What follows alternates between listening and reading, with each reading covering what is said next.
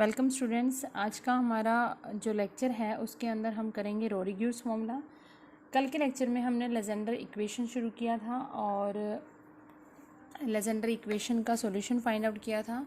तो आज का हमारा बहुत ही इंपॉर्टेंट आर्टिकल है जिसका नाम है रोडिग्यूस फॉर्मूला और इसके अंदर हम स्टेट एंड प्रूफ दोनों के साथ में आता है। तो इसकी स्टेट क्या है, P N X is equal to 1/n to की power n nth derivative with respect to x of x square minus 1 की पावर n। ठीक है, इसका हमने क्या करना है, पी एन एक्स को हमने शो करना है कि this is equal to this. ठीक है, तो ये बहुत ही इंपॉर्टेंट हमारा आर्टिकल है और इसका आगे इसका रिजल्ट भी आपने याद रखना है क्योंकि इसके रिजल्ट का आगे कुछ सम्स में यूज़ भी होगा। तो हम प्रूफ करते सबसे पहले हम इस इक्वेशन को ले लेते हैं। हमारे पास जो इक्वेशन दी हुई है x स्क्वायर माइनस 1 की पावर n, इसको हम लेट कर लेते हैं y। So y is equal to क्या है हमारे पास में x स्क्वायर माइनस 1 की पावर n।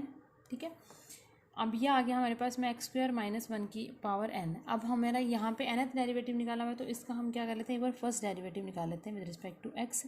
तो वो हमारे पास में क्या हो जाएगा, n x स्क्वायर माइनस 1 की पावर n माइनस 1 इंटू में आ जाएगा 2x। ठीक है, अब दोनों साइड में अगर हम मल्टीप्लाई करते हैं x स्क्वायर माइनस 1 से, यहाँ पर भी हमने मल्टीप्लाई कर दिया x स्क्वायर माइनस 1 से और दूसरी साइड भी हमने मल्टीप्लाई कर दिया x स्क्वायर माइनस 1 से, तो ये पावर क्या हो जाएगी, n माइनस 1 प्लस 1 यानी कि पावर हो जाएगी n इंटू में क्या आ जाएगा 2x। ठीक है, अब y हमने किसको पुट किया है, y हमने पुट किया x स्क्वायर माइनस 1 की पावर n को। तो यहाँ पर हम इसकी जगह यूज़ कर सकते हैं y। तो ये सारी वैल्यू किसकी इक्वल हो जाएगी 2n x और इसकी जगह हम क्या यूज़ कर लेंगे y। तो ये वैल्यू आ गई y की इक्वल। ठीक है, या फिर हम इसको लिख सकते हैं dy बाई डी एक्स को यहाँ पर हम अगर y1 यूज़ कर रहे हैं यहाँ पे। ठीक है, तो ये इक्वेशंस जो है वो हमारी किस में चेंज हो जाएगी, x स्क्वायर माइनस 1 ये आ जाएगा y1 which is equal to 2nxy। ठीक है, ये वैल्यू आ गई। अब हम इसको क्या करेंगे, इसको हम डिफ्रेंशिएट करेंगे n+1 टाइम्स और क्योंकि हम n plus product of two function है तो इसका मतलब हम क्या करेंगे, लाइबनिज़ थ्योरम का यूज़ करेंगे। ये आपने कैलकुलस में भी किया हुआ है, जब हम nth डेरिवेटिव निकालते हैं प्रोडक्ट ऑफ टू फंक्शन आता है तो वहाँ पर हम लाइबनिज़ थ्योरम का यूज़ करते हैं। और इसके अंदर हम जब प्रोडक्ट ऑफ टू फंक्शन करते हैं, कैसे हम यूज़ करते हैं लाइबनिज़ थ्योरम का, सबसे पहले हम डिफ्रेंशिएट कर रहे हैं with respect to x n+1 time और बाय लाइबनिज़ थ्योरम। ठीक है, हम लाइबनिज़ थ्योरम का यहाँ पर यूज़ कर रहे हैं। नाउ अब यहाँ पे इसका डेरिवेटिव करें तो ये आ जाएगा हमारे पास में n+1 टाइम हम डेरिवेटिव करें तो ये क्या हो जाएगा n+1 c0 y, इसका n+1 डेरिवेटिव और इसको एज इट इज़ रहेंगे। इसका n+1 डेरिवेटिव क्या होगा, फर्स्ट डेरिवेटिव ऑलरेडी है तो n+1 डेरिवेटिव क्या हो जाएगा, n+2 हो जाएगा। ये टर्म हमारे पास में दूसरा फंक्शन।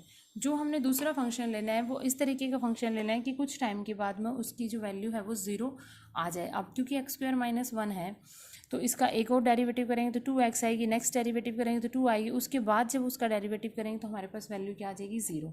तो इसको हम सेकेंड फंक्शन लेके चल रहे हैं। ठीक है, नेक्स्ट में हमारे पास क्या होता है n+1 c1, इसका एक डेरिवेटिव कम हो जाएगा और इसका फर्स्ट डेरिवेटिव हो जाएगा तो ये आ जाएगा 2x।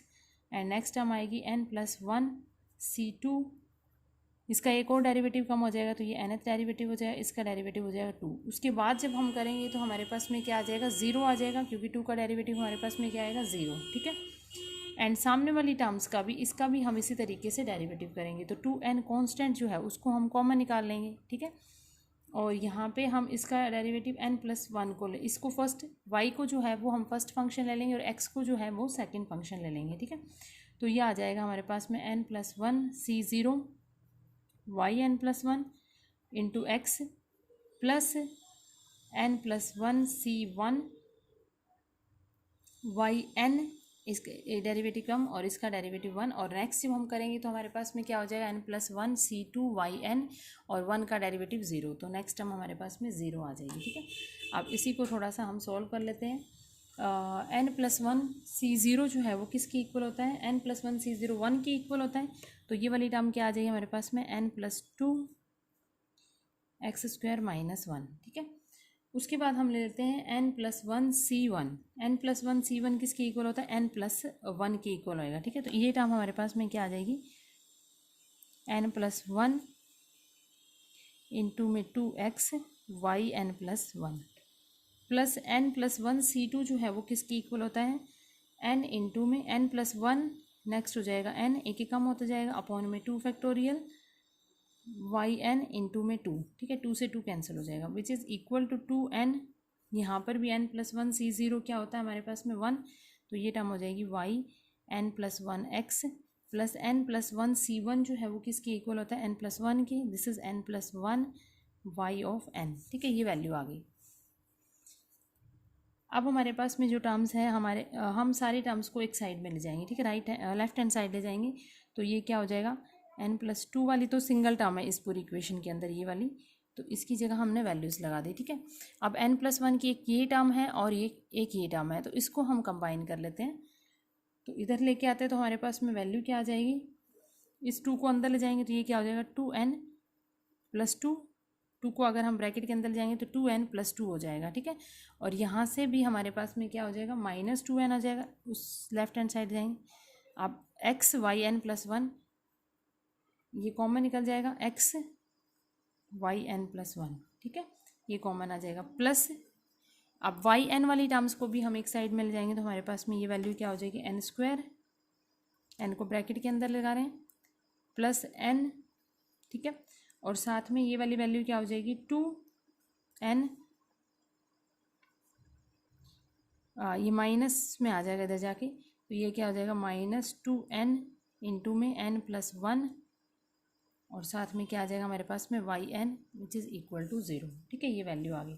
अब इसको हम थोड़ा सिंप्लीफाई कर लेते हैं, 2n से 2n कैंसिल हो जाएगा, इस टर्म को भी अगर हम ओपन करते हैं तो हमारे पास में क्या आ जाते हैं, ये आ जाएगा y N plus two x square minus one plus 2x y N plus one, plus इसको भी हम ओपन कर लेते हैं ब्रैकेट के अंदर, तो ये आ जाएगा n square plus n minus 2n square minus 2n, ठीक है, ये वैल्यू आ रही है इंटू में वाई एन इक्वल टू 0। तो इस इक्वेशन को थोड़ा सॉल्व कर लेते हैं, तो ये क्या आ जाएगा माइनस एन स्क्वायर और माइनस एन, ठीक है, ये वैल्यू आ जाएगी माइनस एन स्क्वायर और माइनस एन, इसमें से अगर हम माइनस एन कॉमन निकाल लेते हैं तो हमारे पास में क्या वैल्यू आ रही है एन प्लस वन, ठीक है, ये वैल्यू आ रही है एन प्लस वन, तो इसी को हम लिख देते हैं। अब वो सारी वैल्यूज़ निकालने के बाद में हमारे पास में ये सिंपल एक इक्वेशन रह गई है। अब ये जो है यहाँ से अगर हम चेक करें कि वाई एन जो है वो सॉल्यूशन होएगा लेजेंडर इक्वेशन का। अब सभी को पता है कि हमारे पास लेजेंडर इक्वेशन क्या होती है, कल हमने पढ़ा था 1 minus x square second derivative with respect to x minus 2x dy by d x plus n into n plus one y is equal to 0। So this is the Legendre equation. अब ये वाली equation में अगर हम y की जगह Y N लगाते हैं, ठीक है, nth डेरिवेटिव लगाते हैं, तो इसका मतलब हुआ कि वाई एन जो है वो इस इक्वेशन का सॉल्यूशन है, क्योंकि वाई एन जो है वो इस इक्वेशन को सेटिस्फाई करता है, और ये equation is same as type of this equation. तो इसका मतलब क्या हुआ कि वाई एन जो है is a solution of the given Legender equation.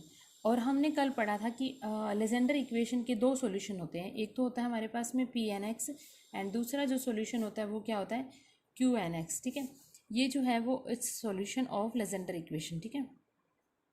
ये हमारे पास में 2 सॉल्यूशन है पी एन एक्स और क्यू एन एक्स, लेकिन यहाँ पर जो हमारे पास में वाई एन आ रहा है वो क्या आ रहा है nth derivative of X square minus one की पावर एन, ठीक है ना, but this is contain only. अब ये वाली जो टर्म आ रही है, देखो ये वाली जो टर्म आ रही है वो क्या आ रही है हमारे पास, ये कंटेन करेगी सिर्फ पॉजिटिव पावर ऑफ एक्स को, ये हमारा है, तो ये टर्म जो है वो पॉजिटिव पावर ऑफ एक्स को ही कंटेन करेगी। And if finite series solution is P N x, ठीक है ना, एंड इफ फाइनाइट सीरीज हमने पढ़ा था कि अगर हमारी सीरीज जो है वो टर्मिनेट हो जाती है और टर्मिनेट होकर हमारे पास में सॉल्यूशंस हो जाता है पी एन एक्स अगर फाइनाइट आ रहा है, और दूसरा सॉल्यूशन होता है क्यू एन एक्स। तो अगर ये हमारे पास में क्या है कंटेन करता है only positive power of X, and if finite series solution is P N x, ठीक है, देन हम क्या करेंगे, then it can be only some constant multiple of C, ठीक है, then it can be only some constant multiple of C, ठीक है। तो हम क्या करेंगे, अब ये फाइनाइट जो सॉल्यूशन है वो हमारा होता है पी एन एक्स से, तो हम इसको क्या कर सकते हैं, सिर्फ एक कांस्टेंट सी से मल्टीप्लाई कर सकते हैं। तो यहाँ से आपके पास में क्या हो जाएगा, पी एन एक्स जो है वो हमारे पास क्या हो जाएगा, सी ऑफ वाई एन, कोई भी कांस्टेंट से हमने इसको मल्टीप्लाई कर दिया, क्योंकि हम एक फाइनाइट सॉल्यूशन ले रहे हैं तो एग्जैक्ट हमें नहीं पता वो क्या आ रहा है, तो इसलिए हमने इसको कांस्टेंट से मल्टीप्लाई कर दिया। अब ये कांस्टेंट वाई एन हमारा किसके इक्वल था, इस टर्म के इक्वल था, तो ये सी इंटू में आ जाएगा d n d x n x square minus one की पावर एन है, ठीक है, ये वैल्यू आ गई। अब यहाँ से हम इसको दो पार्ट्स में चेंज करते हैं, X square A square minus B square का फॉर्मूला लगा के, तो ये वैल्यू आ जाएगी C which is equal to P N X, C nth derivative with respect to x is x minus one की पावर n, और दूसरा क्या हो जाएगा x प्लस वन की पावर n, ठीक है, ये वैल्यूज़ आ जाएगी। अब यहाँ पर हमारे पास में क्या है, प्रोडक्ट ऑफ टू फंक्शन है, तो दोबारा से जब हम इसका nth डेरिवेटिव करेंगे इस पूरे का, तो हमें क्या यूज़ करना पड़ेगा, दोबारा से लाइबनिज़ थ्योरम का यूज़ करना पड़ेगा, क्योंकि जब हमारे पास में प्रोडक्ट ऑफ टू फंक्शंस आते हैं और उसका हमने nth डेरिवेटिव निकालना है तो हम लाइबनिज़ थ्योरम का यूज़ करते हैं। तो अगेन हम यूज़ करेंगे लाइबनिज़ थ्योरम का। सो हमारे पास में क्या आ जाएगा, P N X is equal to C constant ही आ जाएगा, तो ये वैल्यू आ जाएगी, क्योंकि हम nth डेरिवेटिव कर रहे हैं, तो N C zero nth derivative of x minus one की पावर n, और दूसरा हम सेम लेते हैं x प्लस वन की पावर n, ठीक है। नेक्स्ट आ जाएगा एन सी वन, एक डेरिवेटिव कम हो जाएगा हमारे पास में, ये पावर n माइनस वन और x माइनस वन की पावर n का, और यहाँ पे इसका डेरिवेटिव एक ज़्यादा हो जाएगा, तो वो हमारे पास में क्या हो जाएगा, इनटू में आ जाएगा n x प्लस वन की power n minus one. Next term क्या हो जाएगी, एन सी टू, इसका एक और डेरिवेटिव कम हो जाएगा, n minus two D x N minus two of x minus one की पावर n, और इसका एक और डेरिवेटिव हो जाएगा, तो वो टर्म क्या हो जाएगी, n माइनस वन एक्स की पावर n माइनस टू, ठीक है ना, इस तरीके से। तो इस तरीके से जब हमारा लास्ट टर्म होएगा तो ये वाला जो है वो डेरिवेटिव चलता जाएगा, ठीक है, x इसका डेरिवेटिव हमारे पास में क्या है, चलता जाएगा, और ये टर्म जो है वो इसका डेरिवेटिव होता जाएगा, तो लास्ट टर्म जो है वो हमारे पास में क्या आ जाएगी, x माइनस वन की पावर n, और ये आ जाएगा n फैक्टोरियल, ठीक है। तो ये हमारे पास में लास्ट टर्म आएगी। अब हमने कल ये पढ़ा था कि पोलिनोमियल में हम जो कांस्टेंट है उसको इस तरीके से चूज़ करें कि हमारी जो वैल्यू है, जो सॉल्यूशन आएगा वो हमारे पास में क्या रहे, वन रहे at X is equal to one पे। तो यहाँ पर हमने सी की कांस्टेंट सी की वैल्यू निकालनी है, ठीक है। इन ऑर्डर टू फाइंड सी, अब हमें कांस्टेंट सी की वैल्यू निकालनी है, तो हम क्या करेंगे, वही सेम पुट करेंगे यहाँ पे वैल्यू, कि अगर हम एक्स को वन रहते हैं तो हमारे पास में पी एन वन की वैल्यू क्या हो जाएगी, वन, ठीक है। तो कांस्टेंट सी निकालने के लिए हमने एक्स को वन पुट कर लिया, और हमने लास्ट लेक्चर में पढ़ा था कि हमारा जो पोलिनोमियल है, पोलिनोमियल सॉल्यूशन की वैल्यू वन होएगी at X is equal to one पर, तो उसको हम क्या बोलते हैं, लेजेंडर पोलिनोमियल ऑर्डर एन का, और उसको डिनोट करते पी एन एक्स से। तो यहाँ पर ये वैल्यू आ गई, ठीक है, तो इसकी वैल्यू वन आ गई, इसी के अंदर ये सारी वैल्यूज पुट कर रहे हैं सी। अब एन सी ज़ीरो क्या होता है, वन, ठीक है, और यहाँ पे जब हम x माइनस वन की पावर n का डेरिवेटिव लेंगे, तो x माइनस वन की पावर n का डेरिवेटिव हमारे पास क्या आएगा, ये हम यहाँ रफ काम में करके देख लेते हैं थोड़ा सा। देखो x माइनस वन की पावर टू है, तो इसका हमारा पावर थ्री है, तो इसका फर्स्ट डेरिवेटिव क्या आएगा, थ्री एक्स माइनस वन की पावर टू। फिर इसका सेकेंड डेरिवेटिव क्या आएगा, three into two x minus one की पावर वन, ठीक है। इसका नेक्स्ट डेरिवेटिव हमारे पास क्या आएगा, three into two into one, और ये आ जाएगा हमारे पास में एक्स माइनस ये आ जाएगा, ठीक है, ये वैल्यू आ जाएगी।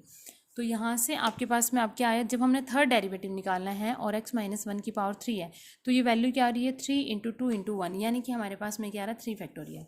इसी तरीके से अगर अब इसका अगर हम फोर्थ डेरिवेटिव निकालते हैं तो हमारे पास वैल्यू क्या आएगी, इसका एक और डेरिवेटिव करेंगे तो वैल्यू ज़ीरो आ जाएगी, ठीक है ना। जब इसका और डेरिवेटिव करेंगे तो हमारे पास में वैल्यू क्या आ जाएगी, ज़ीरो। यानी कि कहने का मतलब यह है कि अगर सेम एन थर्ड डेरिवेटिव करना है और हमारे पास में पावर भी थ्री है तो उसका थ्री फैक्टोरियल आएगा। अगर पावर फोर है और इसका फोर्थ डेरिवेटिव करेंगे तो इसका आंसर क्या आएगा, फोर फैक्टोरियल। तो उसी रूल को हम यूज़ कर रहे हैं X is equal to one put करके। तो यहाँ पर जब हम इसका डेरिवेटिव करते हैं तो इसकी वैल्यू क्या आएगी, एन फैक्टोरियल आ जाएगी, क्योंकि हमारा nth डेरिवेटिव कर रहे हैं और एक्स माइनस वन की पावर भी क्या है, एन। तो ये वैल्यू हमारे पास में क्या हो जाएगी, एन फैक्टोरियल, ठीक है। ये वैल्यू आ जाएगी एन फैक्टोरियल। दूसरे में यहाँ पर भी हम x को वन पुट करें तो वन प्लस वन टू, तो ये आ जाएगा टू की पावर n।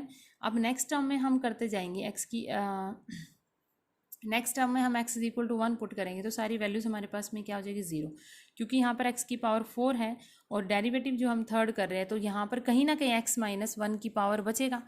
जैसे कि अब मान लो आपके पास में हम निकाल रहे हैं फोर्थ डेरिवेटिव निकाल रहे हैं x माइनस 1 की पावर x माइनस 1 की पावर 3 का हम सेकेंड डेरिवेटिव अगर हम y2 फाइंड कर रहे हैं इसका, ठीक है ना, तो y1 जो है वो हमारे पास में क्या हो जाएगा 3x माइनस 1 की पावर 2, y2 जो है वो हमारे पास आ जाएगा 6x माइनस 1। अब यहाँ पर अगर हम x is equal to 1 put करते हैं तो ये वैल्यू क्या हो जाएगी 0, ठीक है। तो इसी का हमने यहाँ पे यूज़ किया है कि हमारा डेरिवेटिव तो हमने कम निकालना है लेकिन हमारा जो फंक्शन है वो क्या है हाईएस्ट उससे ज़्यादा पावर का, यानी कि x माइनस 1 की पावर n है और इसका n माइनस 1th डेरिवेटिव निकालना है या n माइनस सेकेंड डेरिवेटिव निकालना। तो इस केस में हमारे पास x माइनस 1 का टर्म बचेगी और उसके अंदर अगर हम x is equal to 1 put करेंगे तो वो वैल्यू क्या आ जाएगी 0। तो इसका मतलब बाकी आगे की जितनी भी टर्म्स है वो सारी क्या होती जाएगी 0 0 होती जाएगी, सिर्फ इसी टर्म को छोड़कर, क्योंकि यहाँ पर जितनी पावर है उतना ही डेरिवेटिव कर रहे हैं तो इसका मतलब ये आ गया n फैक्टोरियल और यहाँ पे पुट किया तो ये वैल्यूज आ गई, ठीक है। तो अब आपके पास में c की इक्वेशन क्या आ गई, अब हमारे पास में c की वैल्यू आ गई 1/2 की power n into n factorial, ठीक है। सो ये सारी वैल्यू हमने क्या पुट की थी Pn(x) में हमने क्या पुट किया था c ऑफ yn, ठीक है, ये सॉल्यूशन था हमारे पास। यहाँ पे c और yn क्या था nth derivative of X square minus 1। तो जितना भी प्रोसेस किया है वो हमने c की वैल्यू फाइंड आउट करने के लिए किया है। तो ये आ गया हमारे पास में Pn(x) is equal to c की जगह 1 आ गया था, c की जगह वैल्यू आई थी ये, तो c की जगह हमने वैल्यू लगा दी 2n into n factorial and nth derivative with respect to x is of X square minus 1 की पावर n। तो यही हमारा रिजल्ट है which is known as a Rodrigues formula, ठीक है। तो इसको हम बोलते हैं रोडिग्यूज फॉर्मूला और ये काफ़ी इंपॉर्टेंट रिजल्ट है और इस रिजल्ट को भी आपने याद रखना है, आगे एग्जांपल्स में हमारा इस रिजल्ट का यूज़ होएगा। अब नेक्स्ट एग्जांपल देखिए, नेक्स्ट हमारा क्या है topic derivation of Legendre polynomial from Rodrigues formula. हमने क्या करना है, जो लेजेंडर पॉलिनोमियल Pn(x) था वहाँ पर लेजेंडर पॉलिनोमियल का डेरिवेशन करना है, यानी कि P0 P1 P2 P3 इन सब की वैल्यूज़ निकालनी है और किसका यूज़ करके रोडिग्यूज फॉर्मूले का यूज़ करके हमने सारी वैल्यूज़ निकालनी है। तो सबसे पहले हम फॉर्मूला लिख लेते हैं। क्या होता है हमारे पास formula Pn(x) is equal to 1/2 की power n into n factorial nth derivative of X square minus 1 की पावर n, ठीक है। अब यहाँ पर हमें डेरिवेशन करना है इस लेजेंडर पॉलिनोमियल का, तो हम क्या करेंगे पुटिंग करते रहेंगे। यहाँ पर n को हम 0 1 2 3 एंड सो ऑन इस इक्वेशन के अंदर, ठीक है, स्टार इक्वेशन के अंदर हम ये सारी वैल्यूज़ पुट करके P0 P1 P2 P3 की वैल्यूज़ फाइंड आउट कर लेंगे, ठीक है। अब देखो हमारे पास में क्या है, सबसे पहले अगर हम n को 0 पुट करते हैं तो P0(x) हमारे पास में क्या आ जाएगा 1/2 की पावर 0 इंटू 0 फैक्टोरियल एंड, और यहाँ पर हमारे पास में n को 0 पुट कर रहे हैं तो ये सेम ही रह जाएगा, ठीक है, किसी की पावर 0 1 हो जाएगा तो ये वैल्यू आ जाएगी हमारे पास 1 विच इज़ इक्वल टू 1। अब p को अगर हम 1 पुट कर रहे हैं तो P1(x) जो है वो किसके इक्वल आ रहा है 1/2 की पावर 1 फैक्टोरियल, फर्स्ट डेरिवेटिव हो जाएगा किसका एक्स स्क्वायर माइनस 1 का, ठीक है। तो ये वैल्यू हमारे पास क्या हो जाएगी 1/2 और इसका डेरिवेटिव क्या आ जाएगा 2x, तो which is equal to x। Next अगर हम n को 2 पुट कर रहे हैं तो हमारे पास में क्या वैल्यू आ जाएगी P2(x) इज इक्वल टू 1/2 की पावर 2 इंटू में 2 factorial second derivative of X square minus 1 की पावर 2। अब इसका सेकेंड डेरिवेटिव निकाल लेते हैं तो ये आ जाएगा 1 में आ जाएगा हमारे पास में 2 की पावर 4 और 2 ये 8 हो जाएगा ये, ठीक है। और सेकेंड